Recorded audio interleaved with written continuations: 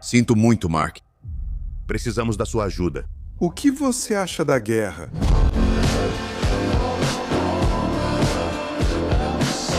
Não deixem ninguém vivo. A calma era uma mentira e está prestes a se romper. Na quarta temporada de Invencível, o sangue já não mancha apenas as mãos, começa a corroer a alma. Mark Grayson pensa ter visto o pior, mas o verdadeiro horror só está começando. Inimigos mais cruéis, decisões impossíveis e um destino que o empurra perigosamente para perto de se tornar aquilo que jurou destruir. Porque o legado de Omni-Man não é só poder, é uma sombra que devora tudo em seu caminho. Antes de continuar, obrigado aos membros do clube Elite em Minutos, que tornam este conteúdo possível. Quer entrar para o clube? Clique em Seja Membro, junte-se à Elite e vamos começar. O episódio 1, intitulado Tornar o Mundo um Lugar Melhor, começa com Mark Grayson acordando na imensidão do espaço após uma batalha exaustiva. Enquanto isso, na Terra, os heróis cuidam de suas responsabilidades sob a vigilância constante de Cecil e Donald. Ao chegar em casa, Mark busca a normalidade tomando banho, preparando uma refeição deliciosa que, por causa do dever, ele nem prova. Uma mensagem urgente o interrompe, obrigando-o a vestir seu traje de super-herói imediatamente. Antes de partir, Mark entra no quarto de Oliver para informá-lo que avistaram furnas no centro da cidade e precisam detê-lo antes que ele provoque um incêndio. No entanto, Oliver responde com um tom irritado, argumentando que acabou de chegar de suas próprias missões. Mark, irritado, lembra a ele que também está exausto, mas Oliver insiste que outros podem cuidar disso. Diante da apatia do irmão, Mark toma o videogame dele, lembrando que meses atrás ele implorava para lutar ao seu lado. Oliver responde com cinismo que sempre haverá outro vilão e que não é responsabilidade exclusiva dele. Mark tenta chamá-lo à razão, apontando a escassez de heróis atualmente, até que Deb intervém para mediar. Finalmente, diante da recusa de Oliver, Mark decide enfrentar Furnas sozinho. Deb, a sós, confessa a Mark que Oliver tem ajudado todos os dias e que ambos estão se cobrando demais. Preocupada, ela sugere que ele descanse pelo menos uma noite. No entanto, Mark responde que ela não entende como as pessoas o veem, por isso ele não pode se dar ao luxo de se cansar ou parar. Você não sabe como me veem. Então eu não posso me cansar nem descansar. Eu preciso ser. Enquanto isso, Cecil se reúne com os antigos Guardiões do Globo que foram dissolvidos após a morte de Rex Explode. Eles lembram a ele que sua saída teve motivos importantes, mas Cecil insiste para que eles voltem. Não apenas por serem mais eficazes juntos, mas para mostrar ao mundo que, apesar de tudo, os Guardiões continuam lutando para proteger a humanidade. Entre eles estão Rex, antes conhecido como Robô, Garota Monstro, A Prova de Balas, Shapesmith, Brit e Black Samson. Embora no início estejam relutantes, acabam aceitando, mas exigem um aumento considerável e avisam que, diante de qualquer irregularidade, irão embora. Cecil informa a eles que serão reintegrados e que Brit continuará como líder. Rex pede para assumir, mas Cecil recusa e lembra das consequências da ausência dele. Ainda assim, ele deixa aberta a possibilidade de reconsiderar caso Rex consiga recuperar sua confiança. Você se afastou dos Guardiões. Isso tem consequências. Reconquiste minha confiança e talvez possamos conversar. Mark chega à cidade para ajudar e pergunta a operários se chamaram o Invencível, mas eles negam. De repente, uma voz diz que foi ele mesmo quem o chamou, não eles. A presença agradece. Apesar das mortes, sua guerra foi uma oportunidade, não uma tragédia. Explica que seu planeta estava superpovoado e perto do colapso, e que Mark lhe deu algo que ninguém mais pôde. Uma possibilidade de sobreviver com menos bocas para alimentar e um futuro mais viável. No entanto, diz que tudo teria ficado bem se a situação continuasse assim. Sabe que Mark tentará reparar seus erros e restaurar o que foi perdido, por isso, conclui que ele deve morrer. Então, é revelado que a voz pertence a Dinossauros, uma imponente criatura híbrida, entre um Tiranossauro Rex e um humano que parte para o ataque sem hesitar. Durante o combate, Dinossauros destrói o braço robótico de Mark. Nesse momento, Mark descobre que seu corpo já está completamente curado e contra-ataca com força. Ainda assim, seu rival responde com brutalidade, jogando-o para longe e lançando uma enorme pedra que Mark destrói no ar. A luta continua até que Mark acerta um golpe que lança dinossauros contra um prédio. De repente, a criatura desaparece e em seu lugar aparece um homem nu, suplicando entre culpa e desespero, afirma que não é responsável, que dinossauros tomam o controle e comete atrocidades, até mesmo assassinatos. Mark, tomado pela raiva, o segura pelo pescoço para estrangulá-lo. Mas nesse instante, chegam os guardiões e o impedem, levando o vilão embora. Mark fica para trás, agitado e confuso, tentando entender a nova e incontrolável raiva que cresce dentro dele. Que não era minha culpa, por favor, ele me controla, ele me controla. Invencível. Mais tarde, Mark chega à casa de Eve e descobre que ela ainda está à frente da Invencível Inc., algo que ainda o incomoda. Ele confessa que acha estranho aceitar dinheiro, embora ela insista que é uma organização sem fins lucrativos. Eve nota algo errado e questiona: o que houve? Mark minimiza, dizendo que só teve um dia estranho. Ela o beija e, com um sorriso, avisa que tudo está prestes a ficar ainda mais estranho. Depois eles jantam com a família de Eve, o que gera comentários passivo-agressivos do pai dela. No meio da conversa, ele destaca a força de Eve, mas ele lembra Mark que, segundo ele, as vezes em que ela quase morreu foram causadas por suas ações. Após o jantar, o pai de Eve o chama ao quintal e oferece um cigarro para aliviar as tensões. Ele elogia Eve e afirma que, aconteça o que for, ela sempre será sua menina, algo que Mark compreenderá quando tiver filhos. Ele pergunta se Mark se importa com ela e Mark diz que sim, mais do que ele pensa. O homem admite que não gosta que sua filha viva nesse mundo. Embora reconheça sua enorme força, ela sempre enfrentou o perigo e seguiu em frente. Ele acredita que ela herdou essa tenacidade dele. Mark, confuso, pede para ele se explicar, então ele o lembra de tê-la visto no hospital com o corpo destruído e em coma. Tudo por culpa de um dos aliados de Mark. Com amargura, diz que nem tinha se recuperado quando arriscou-se novamente para salvar Mark. Só para que outro maluco a destruísse, Mark tenta se defender dizendo que não foi culpa dele. No entanto, o pai de Eve responde que talvez, mas que as 2 vezes em que ela quase morreu estão relacionadas a ele. Com dureza, ele conclui que, se realmente se importa, deve repensar seu lugar na vida dela. As 2 vezes que Samantha quase morreu, você foi o responsável, se realmente se importa. Deveria considerar isso. Enquanto isso, na cozinha, Betsy pergunta para Eve se Mark está realmente apaixonado por ela. Eve responde que é o que espera, caso contrário seria um erro. Betsy diz que não é justo ver isso assim, pois está feliz por ela, já que nem todos acham alguém especial.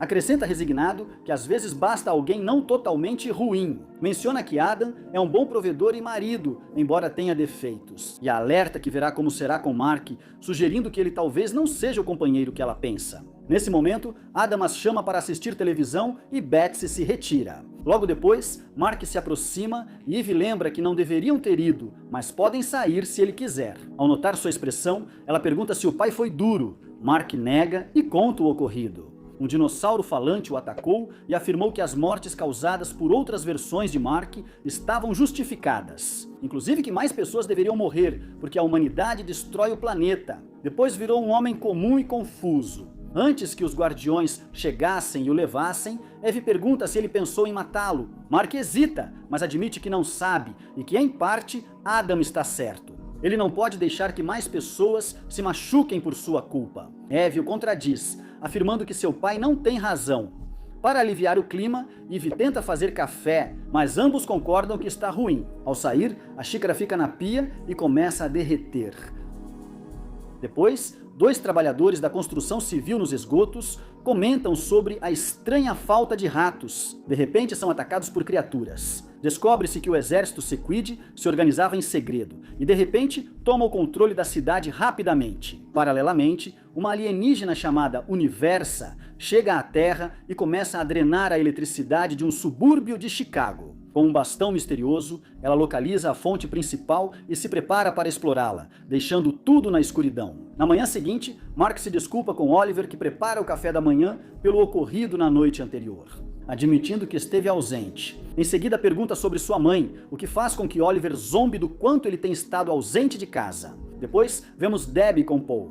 Ela sugere voltar para a cama, mas ele prefere começar cedo. Debbie pede que ele fique para o café da manhã. Paul hesita, pensando que as crianças não deveriam vê-lo sair, mas ela o tranquiliza, dizendo que vão achar isso normal. Paul desce cauteloso, As crianças o cumprimentam e Oliver pergunta direto: "Por que você está tão estranho?" Mark intervém para assegurar que sua presença não os incomoda.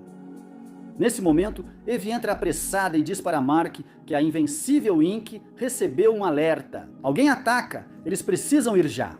Oliver quer ir junto, mas Debbie lembra que ele já tem outros planos. Em seguida, vemos a Universa dentro da central, ameaçando os trabalhadores para que aumentem a potência ao máximo. Um deles tenta explicar que não é assim, mas ela grita para ele fazer. Ela diz que eles têm tanta energia que pode ser sentida a anos-luz. O trabalhador insiste que abastece grande parte da costa, mas Universa, impaciente, ela resolve agir sozinha. Ao mesmo tempo, revela-se o plano de Oliver e Debbie para conseguir isso para Oliver. Um novo traje desenhado por Art Rosenbaum.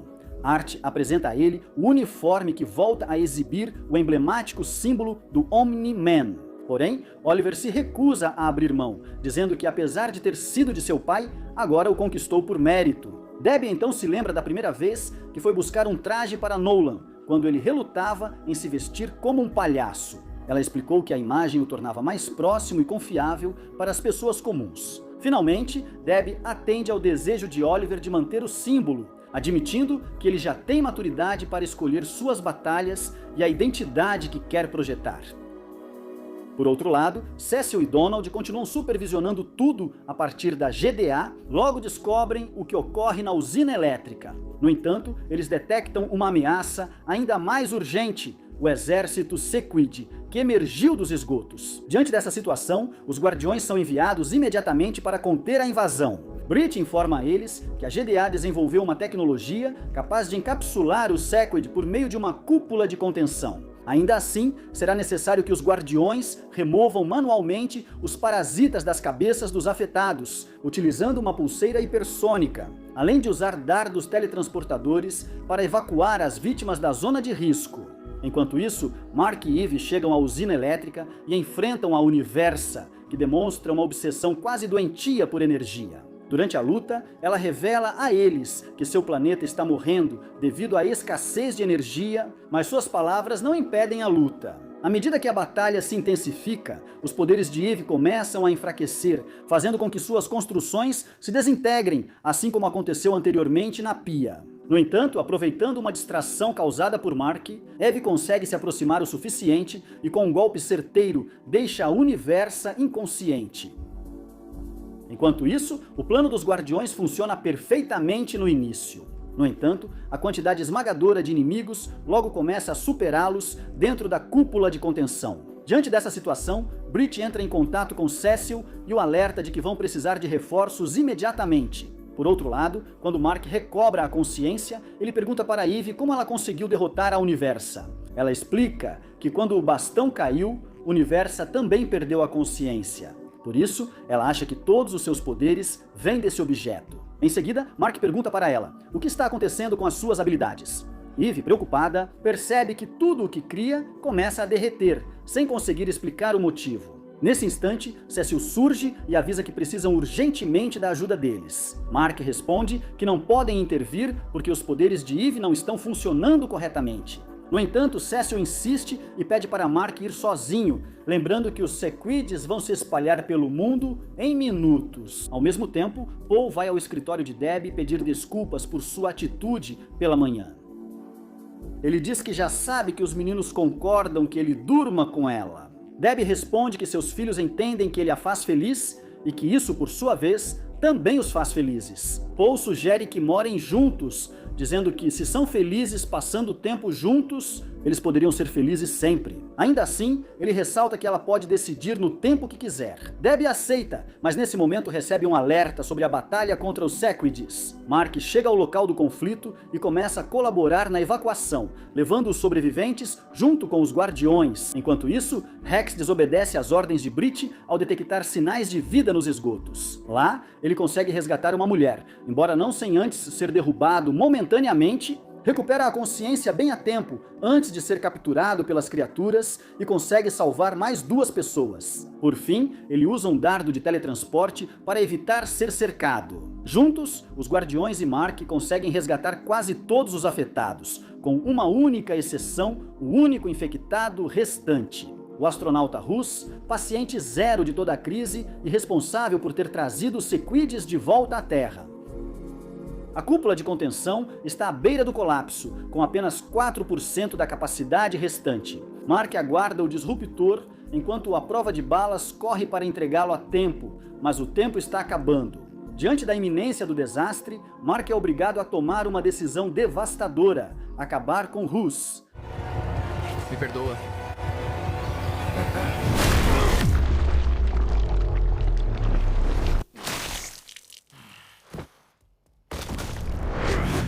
Mais tarde, vemos Cecil bebendo até que Donald se aproxima para lhe informar uma notícia alarmante. Conquest escapou de sua prisão. Depois vemos sua figura subindo em direção ao espaço, rumo a Viltrum, enquanto Cecil e Donald observam. A narrativa continua enquanto vemos um colossal asteroide se aproximando rapidamente do planeta Viltrum. Assim que a rocha ultrapassa a atmosfera e começa a entrar, o calor intenso consome a superfície de pedra, até revelar um dispositivo oculto em seu interior. Míssil avançado que, ao descer, se fragmenta em dezenas de projéteis individuais. Cada um desses artefatos se crava profundamente no solo firme, liberando imediatamente um gás verde denso que começa a se espalhar pela superfície. Simultaneamente, os Viltrumitas impõem seu domínio implacável, utilizando mão de obra escrava para avançar em seus ambiciosos propósitos expansionistas. Lá, qualquer trabalhador que não consiga atender às exigências físicas sofre execução imediata. Perto desse cenário de opressão, Nolan ensina um grupo de crianças, em frente à imponente estátua do Imperador Argal, o único indivíduo considerado digno de tal honra. Na sua cultura, as crianças respondem perguntas com sabedoria imposta. Mas quando uma menina hesita e parece estar prestes a errar, Nolan coloca sua mão sobre a cabeça da criança, pronto para esmagar seu crânio. Se a resposta estiver errada, é incutido nelas o dogma de que o universo lhes pertence pelo direito da força. Com esse aviso termina a lição. Amanhã, na aula de combate, os dois mais fracos morrerão. Assim que as crianças saem do local, dois poderosos guerreiros Viltrumitas aparecem subitamente para atacar Nolan com uma ferocidade implacável. Cada golpe devastador que o jovem leva age como um lembrete brutal de que ele ainda não está preparado para os desafios que estão por vir.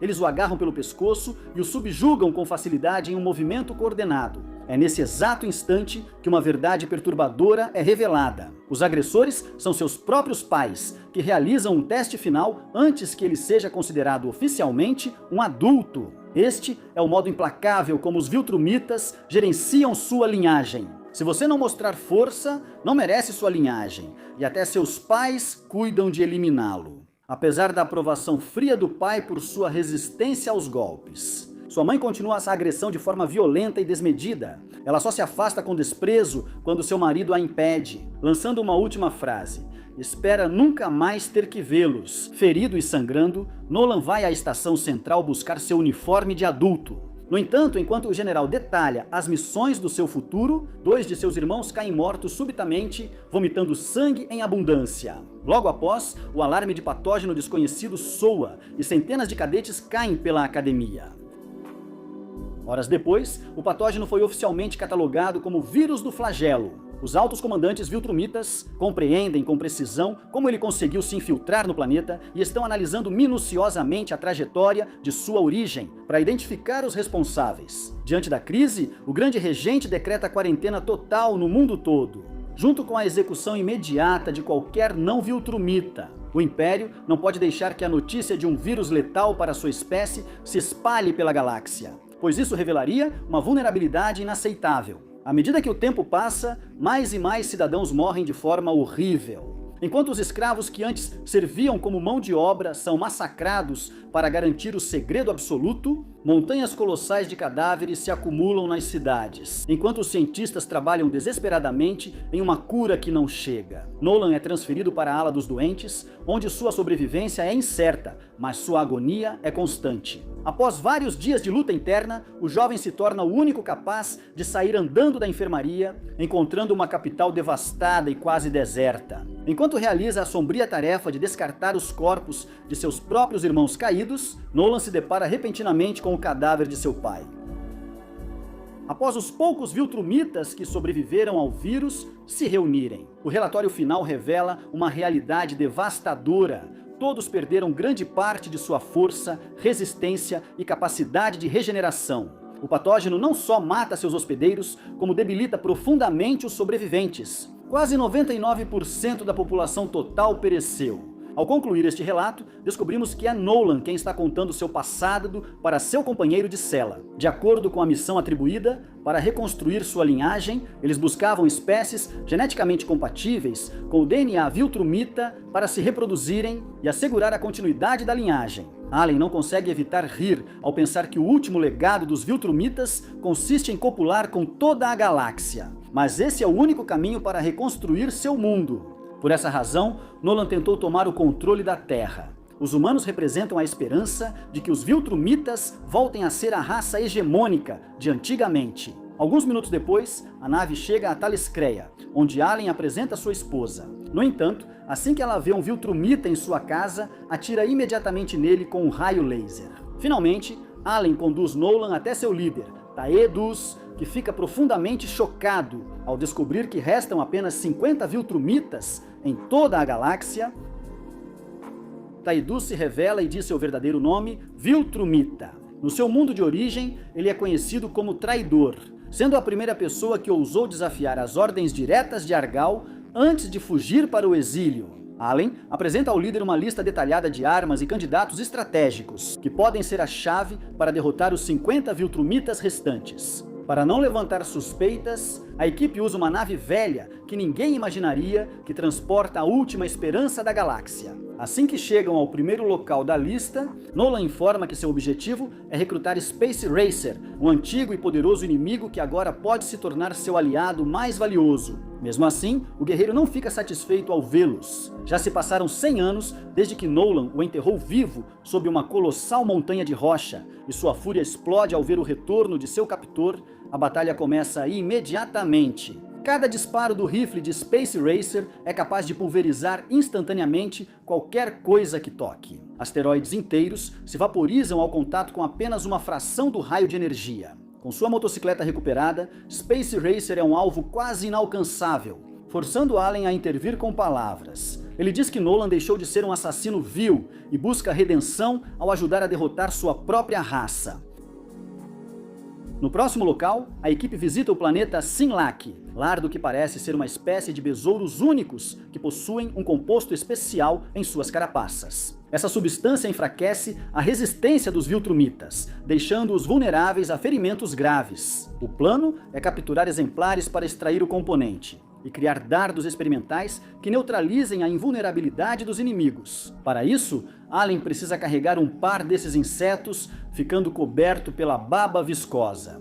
Durante o trajeto de volta para a nave, a próxima parada em seu itinerário é o mundo de Battle Beast. Porém, descobrem que o lendário guerreiro partiu há muito para buscar um oponente à sua altura. Se conseguirem localizá-lo, sabem que primeiro terão que derrotá-lo em combate para conquistar seu respeito e garantir sua lealdade à causa. Enquanto continuam a busca, eles aterrissam no planeta dos Ragnar, a única espécie conhecida capaz de devorar Viltrumitas. O Império só conseguiu contê-los congelando todo o seu mundo. Mas agora, a equipe precisa reverter o processo para recrutá-los. O problema surge quando o capitão imprudente da nave destrói o disco protetor em vez de aquecer o planeta gradualmente. Agora, eles precisam evacuar os Ragnar para a nave antes que o degelo seja total, ou enfrentarão um massacre inevitável. Devido à grande força gravitacional do planeta, tanto para Nolan quanto para Allen, é extremamente difícil se mover com agilidade. Esta é precisamente a razão fundamental pela qual os Ragnar possuem uma força física tão avassaladora. Quanto maior é a gravidade de um mundo, mais resistentes e fortes se tornam seus habitantes nativos. Nolan tenta carregar um desses espécimes ainda preso em um bloco de gelo, mas o degelo se acelera e a criatura colossal se liberta subitamente, lançando um ataque com uma força devastadora. O impacto da queda de grandes alturas é tão violento que fragmenta completamente um iceberg próximo, onde permaneciam hibernando centenas de indivíduos da mesma espécie. Além também passa por sérias dificuldades. Um dos Ragnar quase devora seu rosto em um momento de descuido. Por sorte, Nolan intervém bem a tempo para ajudá-lo, e trabalhando em equipe, eles mal conseguem dominar uma única das criaturas. Mas eles têm consciência de que em questão de segundos, centenas delas estarão avançando sobre sua posição. Como a gravidade impede que voem rápido para se proteger, os Ragnar conseguem saltar alto o suficiente para interceptá-los no ar. Sem conseguir escapar sozinhos e com todo o exército prestes a acordar de seu sono gelado, dependem da intervenção da nave ou ambos morrerão. A geleira inteira começa a se quebrar sob seus pés. Mais e mais criaturas emergem das profundezas, infligindo ferimentos graves em Nolan, que não possui força suficiente para vencê-las nesse ambiente. Nesse momento crítico, a nave se posiciona estrategicamente na trajetória do Sol, bloqueando completamente a luz solar. Isso faz o planeta começar um novo congelamento imediato. Essa manobra lhes dá tempo suficiente para escapar do local e garantir alguns Ragnars que poderão usar como ativos no futuro. Após sua primeira viagem de recrutamento, os protagonistas retornam com notícias animadoras. Agora, suas prioridades se concentram em localizar o fera de batalha e um indivíduo conhecido como Tech Jacket, que parece ter força considerável e representaria uma adição valiosa para a causa. Taedus está satisfeito com as conquistas, mas ainda tem dúvidas sobre a lealdade de Nolan. Ele conhece seus próprios motivos para ter traído sua raça, mas desconhece os motivos do guerreiro e pede uma conversa particular. No encontro, Nolan admite que, apesar do progresso no recrutamento, isso não basta para vencer 50 Viltrumitas. É então que o velho líder pede a ele que não apenas se entregue à causa, mas também recrute seu filho. Ambos são peças fundamentais, não apenas pelo seu poder, mas pelo que simbolizam o início de uma nova era para os Viltrumitas, e Ipueston afastada da maldade e do legado sangrento que deixaram para trás. Nolan se recusa a envolver Mark nesse conflito, mas a verdade é que seu filho já está envolvido há muito tempo. Se falharem na missão, os Viltrumitas restantes certamente virão à Terra para aniquilá-lo, e a qualquer um que o apoie. A única opção viável é apresentar uma frente unida contra a ameaça iminente. Apesar disso, Nolan hesita diante da ideia de voltar. Ele não sabe como será recebido, nem se terá força emocional para lidar com isso. No entanto, ele entende que é um passo necessário, o sacrifício definitivo para purgar seus erros do passado e começar de novo. Minutos depois, Taedus revela seu maior pecado. Um laboratório secreto onde o vírus do flagelo foi sintetizado, usando seu próprio sangue como base. Ao ouvir essa confissão, Nolan é consumido pela raiva e ataca Taedus, derrubando-o com uma força extrema. O ancião aceita seu destino sem resistir, dizendo que pode matá-lo se quiser. Ele fez o que achava necessário para deter uma raça que agia como praga, matando sem piedade os mais fracos, até pôr em risco a existência do universo. No começo, ele não sabia do impacto devastador de sua criação, já que o regente garantiu que nada deixasse o planeta. Mas ao saber do sucesso letal do vírus, ele não pôde evitar sentir que tinha ido longe demais. Após alguns segundos tensos apertando seu pescoço, Nolan o solta. Mas Taedus lhe garante friamente que a nova versão do vírus foi aperfeiçoada. Se esse patógeno fosse liberado, nenhum Viltrumita na galáxia sobreviveria, o que inevitavelmente inclui seu próprio filho, Mark.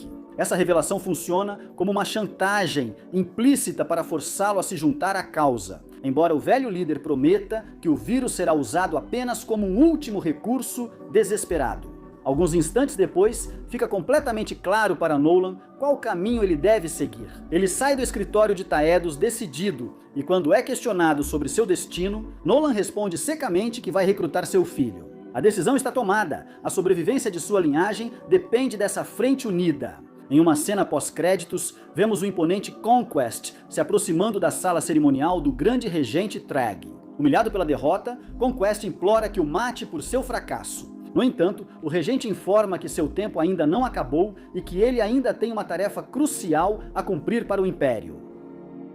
Pouco depois, a narrativa nos leva à Terra, onde Titã se reúne com Machine Head para uma breve conversa. Durante o encontro, este último revela que o Sr. Liu continua vivo e representa uma ameaça latente para ambos. Por ora, Machine Head está protegido por sua ligação com a Ordem. No entanto, no caso de Titã, Liu tem liberdade para atacá-lo a qualquer momento. Machine Head afirma que só quer dar um pequeno aviso por causa dos velhos tempos e aproveitar a ocasião para propor que ele se junte ao seu grupo. No entanto, Titã rejeita categoricamente, pois prefere enfrentar Liu por conta própria, do que se juntar ao que ele considera um bando de palhaços. Simultaneamente, Cecil supervisiona as gravações da luta feroz entre Mark e Russ, focando no exato momento em que o jovem desferiu um soco tão devastador que destruiu o rosto de seu oponente. Cecil fica profundamente preocupado com o fato de Mark recorrer com mais frequência a soluções fatais durante seus confrontos. Ele teme que o garoto se torne como o pai e que o futuro traga outro Omni-Man impossível de controlar ou deter. Essa preocupação também é compartilhada por alguns heróis da equipe. Enquanto alguns afirmam que Mark exagerou com uma violência desnecessária, outros estão convencidos de que, sem essa determinação extrema, o domo teria falhado e os Sequids teriam vencido. Pouco depois, Rudy toma banho e, de repente, vomita uma massa cerebral com tentáculos. O jovem tenta desesperadamente pedir ajuda, mas a voz não sai de sua garganta e a criatura avança sobre ele rapidamente. Por sorte, Amanda aparece no momento certo e agarra o parasita com seu enorme punho para destruí-lo imediatamente. No entanto, esse incidente violento mudou completamente a perspectiva de Rudy. Agora ele entende que parte da responsabilidade recai sobre ele por não ter agido com firmeza suficiente no passado. Ele sente que não eliminam as ameaças, apenas as perdoam e adiam o dano inevitável. Talvez Mark esteja certo e o necessário seja uma solução definitiva para quem se oponha à justiça. Em casa, Mark tenta lidar com o trauma de ter assassinado Russ. Pouco depois, ele tenta ligar para Eve para obter seu apoio emocional, mas ela está imersa em seu treinamento. Desde que seus poderes foram alterados, Eve sente que deixou de ser útil, por isso ela se afastou de todos para tentar fortalecer suas habilidades sozinha. Mark não sabe que ela também está desmoronando por dentro toda vez que tenta manifestar suas habilidades. Elas falham de forma desastrosa. Suas projeções já não têm força nem para arranhar a casca de uma árvore. E qualquer estrutura complexa que ela constrói desaba apenas alguns segundos depois de ser criada. Quando a secretária eletrônica atende, Mark deixa uma mensagem pedindo que ela volte para casa rapidamente. Ele precisa falar com alguém com urgência. Um segundo após desligar, alguém bate à porta avisando que Cecil pede uma reunião imediata. Não muito distante, no parque da cidade, a paz é quebrada. Quando um dos seguranças de Titã é decapitado por uma espécie de lâmina supersônica em apenas 2 segundos, o resto de sua escolta tem o mesmo destino, caindo morto instantaneamente diante do ataque invisível. Ao mesmo tempo, Titã discute trivialmente com a esposa. Por ter dado muito sorvete à filha, ele brinca que ela não vai conseguir dormir com tanto açúcar. É uma conversa comum entre pais felizes, mas a cena é interrompida abruptamente quando Titã pressente o assobio das lâminas se aproximando, reage por instinto e assume sua forma de rocha impenetrável. Consegue proteger sua família de 2 projéteis que surgem do nada. Nesse momento, aparece Magnatak, um guerreiro que usa peças de sua armadura como lâminas voadoras, capazes de cortar qualquer material. Esse mercenário diz primeiro que o Sr. Liu manda saudações para ele e sua família, confirmando os piores temores de Titã. Se ele perder essa luta, perderá tudo o que ama. Assim que a luta começa, Magnatak lança uma lâmina atrás da outra e até mesmo dispara um projétil diretamente na esposa de Titã, que consegue desviar no último segundo. À medida que o confronto se intensifica, Titã reduz a distância com uma determinação implacável. Em um ataque desesperado, Magnatak lança todas as lâminas de uma vez, conseguindo atravessar o corpo pétreo de seu oponente em vários pontos. Embora não consiga deter seu avanço, Titã se lança sobre ele e desfere um golpe devastador em seu rosto, enquanto o mercenário tenta freneticamente recuperar o controle de suas armas metálicas. Magnatak cria uma distração ao lançar uma de suas lâminas para a família do rival. Mas, pouco antes do impacto fatal, Isótopo aparece do nada e os teletransporta para longe dali. Isso dá ao Titã carta branca para liberar toda a sua raiva acumulada, sem restrições. Sem precisar se preocupar com a segurança dos seus, ele atinge Magnatak com tanta ferocidade que destrói completamente o rosto dele. A luta termina com o Titã de pé, com os punhos banhados em sangue e seu corpo coberto de lâminas que não conseguiram derrubá-lo. Enquanto seu inimigo jaz inerte no chão, simultaneamente, Cecil questiona Mark sobre sua nova postura de executar seus adversários. Mark responde firmemente que talvez isso seja certo. Se tivesse matado Angstrom antes, milhões de pessoas ainda estariam vivas. Ele está decidido a impedir que tal tragédia se repita. Cecil lhe suplica que quando chegar o momento de considerar a execução de um de seus inimigos, lhe conceda ao menos a oportunidade de opinar.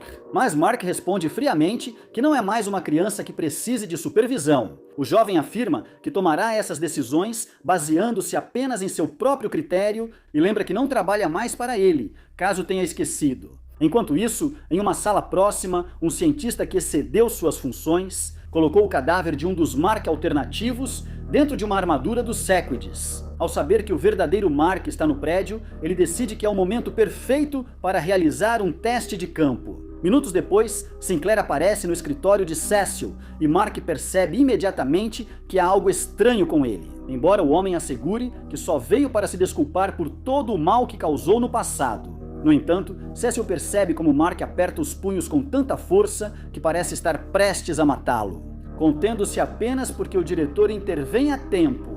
Cansado de ouvir desculpas, Mark se retira, não sem antes avisar para não se meter em seus assuntos, deixando Cecil com o pesado fardo de lidar com um herói disposto a eliminar quem quiser. Ao chegar em casa, ele vê Eve chorando no quintal. Ela admite que seus poderes estão falhando e que os está perdendo. Mark promete que vão resolver juntos, mas diz que por enquanto ela não deve voar, pois uma falha pode ser fatal.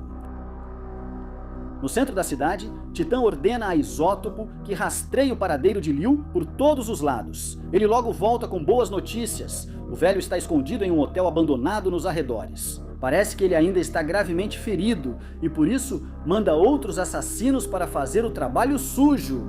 Titã pede para ele não se preocupar, pois já chamou Mark. Ele acredita que quando o herói chegar, poderão enfrentar o velho juntos. Afinal, Liu também tentou assassinar Mark no passado, então a vingança é um motivo razoável para essa colaboração. No entanto, como Mark está imerso em seus próprios problemas pessoais e apoiando Eve, Oliver se oferece como voluntário para intervir na situação. O jovem afirma estar pronto para a primeira missão oficial, embora Titã duvide inicialmente de que ele possua a força necessária para um confronto de tal magnitude. Para dissipar qualquer incerteza, o garoto não hesita em demonstrar seu poder, levantando a pesada escrivaninha de Titã com um único dedo. Enquanto isso, na base dos heróis, Rudy analisa minuciosamente o reganismo de Eve para encontrar a raiz da falha em suas capacidades. Segundo os resultados, o problema não é físico. Seu corpo e atividade neurológica funcionam normalmente, o que sugere que a causa do bloqueio pode ser estritamente psicológica.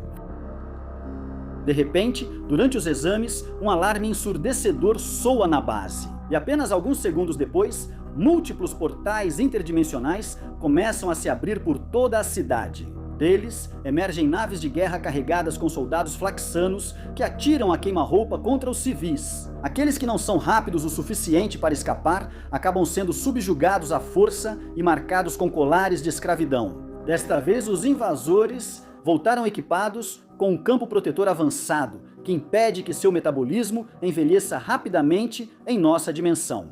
A missão é crítica. A equipe deve entrar em ação para destruir o transmissor que gera essa proteção e resgatar os prisioneiros antes que seja tarde demais. Mark se junta imediatamente aos guardiões para oferecer seu apoio, mas, quando ele vai evacuar os reféns, um robô colossal o intercepta com violência devastadora. Pelo rádio, Cecil os alerta que os flaxanos voltaram com uma tecnologia muito superior. Com certeza eles criaram essas máquinas de guerra para enfrentar alguém como o Omni-Man. Toda a equipe é mobilizada para conter a infantaria, mas a prioridade absoluta continua sendo localizar o transmissor, que permanece fora de vista por enquanto. Enquanto isso, centenas de soldados adicionais atravessam os portais a cada minuto, ameaçando superar em número a população total da cidade em muito pouco tempo. Simultaneamente a esses eventos, Titã e Oliver chegam ao covil do Sr. Liu, que imediatamente libera seu dragão místico. Para atacá-los, o jovem recebe uma série de golpes fortes demais para serem desviados ou resistidos. Ele acaba sangrando profusamente pelo nariz, e ele entende com amargura que talvez tenha tentado abraçar mais do que suas capacidades atuais permitem. Diante da crise, ele tenta entrar em contato com Eve para pedir ajuda, mas ela informa que Mark está totalmente imerso em uma batalha contra um exército no centro da cidade e não poderá ajudá-lo. De volta aos guardiões, a equipe não consegue avançar contra as tropas invasoras. A cada segundo que passa, o número de inimigos aumenta e logo todos começam a recuar diante da fúria e da força de combate avassaladora do oponente. Incapazes de localizar o transmissor na Terra, Robô deduz que o dispositivo pode estar dentro do portal e que apenas o sinal consegue atravessar a brecha dimensional. Decidido a arriscar, ele atravessa o portal junto com Amanda. Do outro lado, eles veem o vasto império dos Flaxanos, com o transmissor totalmente exposto à frente. Sem perder tempo, Amanda ataca os soldados para criar uma distração, permitindo que Robô se aproxime do alvo. Quando se aproxima, ele lança uma mina que destrói o aparelho, fazendo com que os Flaxanos em nossa dimensão comecem a envelhecer rapidamente.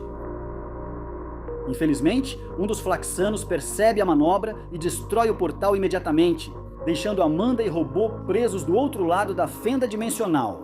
Antes que ele compreenda a gravidade do problema, Mark atende o telefone e descobre que seu irmão mais novo está à beira da morte. Enquanto tenta lutar contra o dragão do Sr. Liu, lá embaixo, na rua, Titã está ocupado enfrentando o guarda-costas do vilão, por isso não pode ajudar Oliver, que está prestes a ser vaporizado pelo sopro letal da criatura. Felizmente, Mark chega bem na hora e acerta um soco colossal no dragão, lançando-o a uma distância considerável. Agora, a dupla de irmãos luta lado a lado contra a besta, conseguindo acertar golpes contundentes e, finalmente, recuperando a vantagem na luta. Ao notar que não venceria sozinho, Liu manda seu guarda-costas tirá-lo dali para garantir sua sobrevivência. Assim que o ancião escapa de novo, Titã pede para Mark não deixá-lo fugir e iniciar a perseguição imediatamente. No entanto, ao perceber que foi Titã quem colocou a vida de seu irmão em risco, Mark explode de raiva, parte para cima dele e o ataca com todas as suas forças. É só graças à intervenção de Oliver que Mark não comete um assassinato. O garoto explica claramente que foi sua própria decisão aceitar o trabalho e que não deve punir Titã por seus atos. Naquela noite, Mark admite a Eve que quase perdeu o controle de novo e matou o Titã. Ela, por sua vez, responde que também não teve um bom dia. Rudy não entende o que se passa com ele, e a chance de recuperar seus poderes diminui a cada segundo. O episódio termina com Titã finalmente aceitando a oferta de Machine Head e se juntando à Ordem. Mas apenas alguns instantes depois, outra pessoa se junta ao grupo, um aliado que ele não esperava de jeito nenhum. Na cena dos créditos, Mark acorda no meio da noite e percebe a ausência de Eve. Ao ir até o banheiro, ele percebe a luz acesa, mas ela fecha a porta rapidamente antes que ele consiga entrar. Em suas mãos, Eve segura um teste de gravidez que mostra um resultado claramente positivo, revelando uma nova e complexa realidade para ambos, enquanto tentam lidar com suas crises pessoais. Com essa revelação, o episódio termina deixando o futuro do casal em total incerteza.